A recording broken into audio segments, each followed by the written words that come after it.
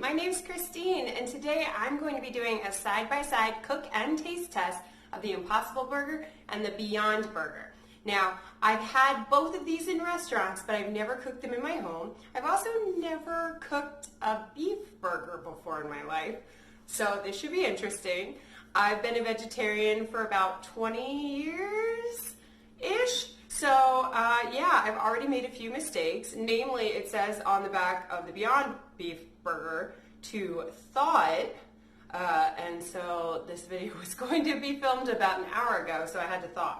So I'm going to make them in the same pan, side by side, and then I'm going to try both of them with the same fixings.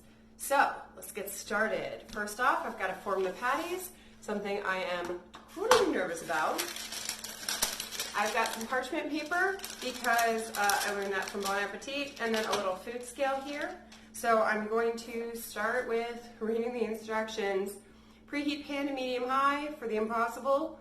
Cook 1/4 pound patty 5 to 6 minutes. Cook to taste. Well, I have no idea what my tastes are. I do know that a lot of people like a 3-ounce burger on the internet, so I'm going to make an 85-gram patty. So I was going to just form the patties off camera, but I thought it might be handy to see what these things look like. So this is the Impossible Burger. I'm going to come around, and you can see it's very, very bright pink, and it's got chunks of what I believe is coconut fat or coconut oil. And then we've got the Beyond Burger. It's a little less pink, but it also has those chunks. I'd also say as a comparison, the Beyond Burger has more uniform texture to it, while the Impossible Burger appears to have some like granule type meaty looking things. And when I opened both of these, it was a little gross. It does look like ground beef to me. Yeah.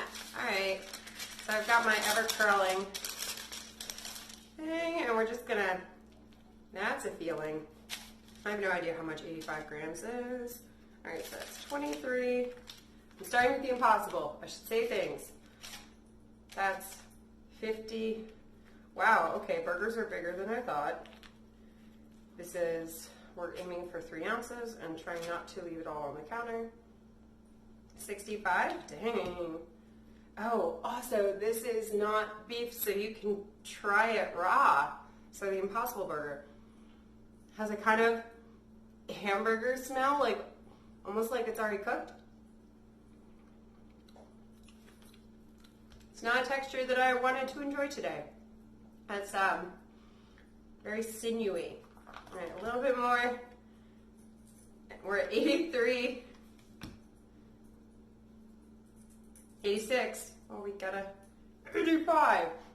All right, so this is not how we want it to look. Go like, yeah, your burger. Look at you. Little dog off the camera. All right. So we have our Impossible Burger ready to go. I'm going to put that on a plate. And now our Beyond Burger. I'm actually going to go wash my hands so I don't contaminate the sample. It's time to get in on the Beyond Burger. Oh, okay. So the Beyond does also have that grittiness. Inside, it's just because it was packaged very tightly, the top looked very smooth. So now that I know about what 85 grams looks like, I'm going to move a little faster. 74. Definitely a different smell here. A little bit more like a Boca Burger smell coming from the Beyond Burger. I can't place what that smells like. All right, 85. That was fast. I'm just going to mush this down. Yeah, you definitely get more of a like, this is a charred veggie burger smell from the Beyond Meat Burger.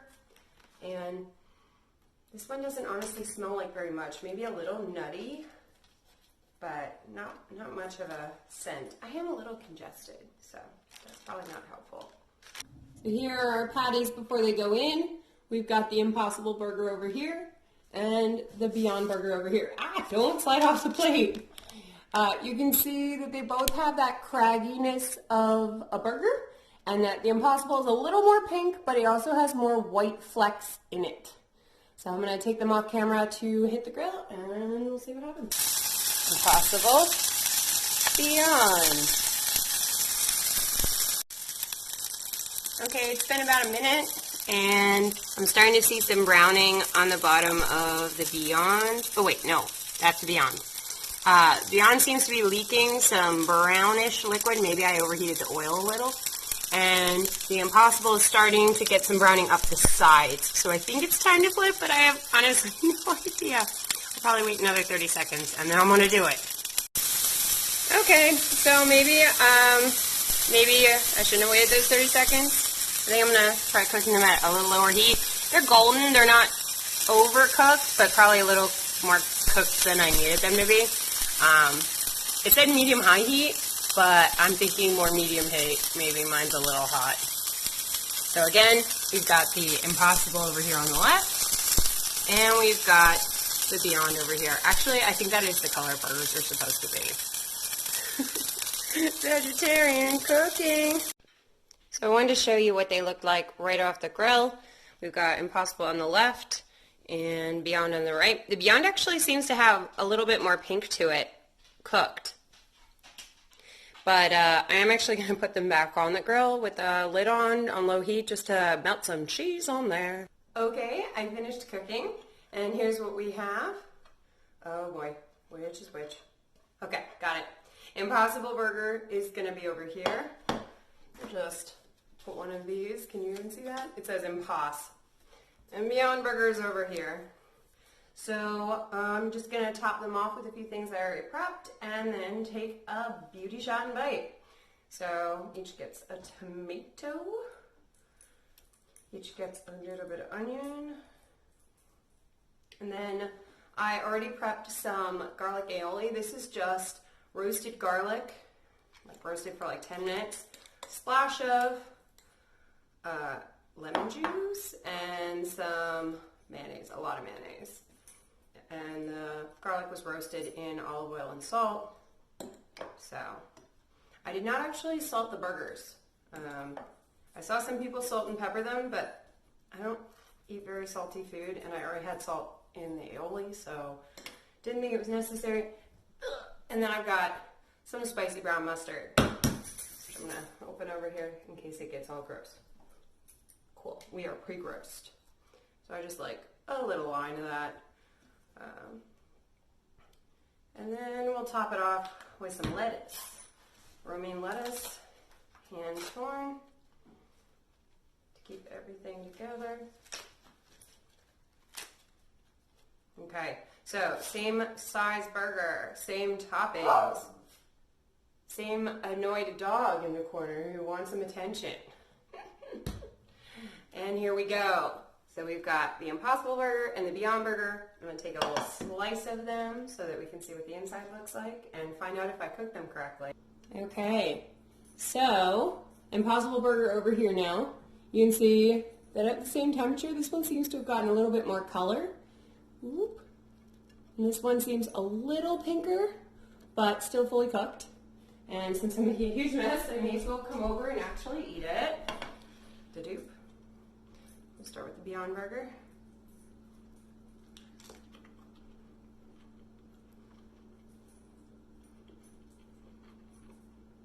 That's really good.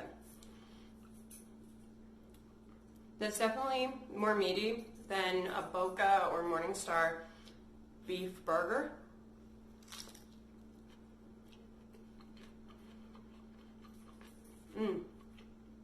Now just try to have a little bit on the bottom without any toppings. It's really good, but the texture is still veggie burger to me, not beef burger. Maybe that would mean cooking this a little less. Hi, doggo. I definitely got a crust on this one. And then here we have the Impossible Burger.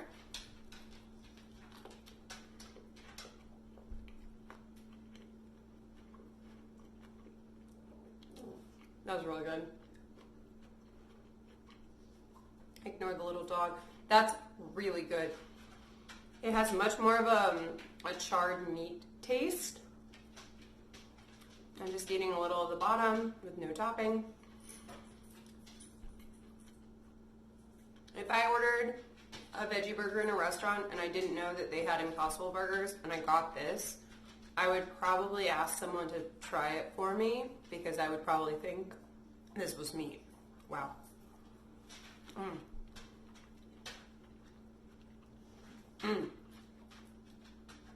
Alright, this has been a huge success.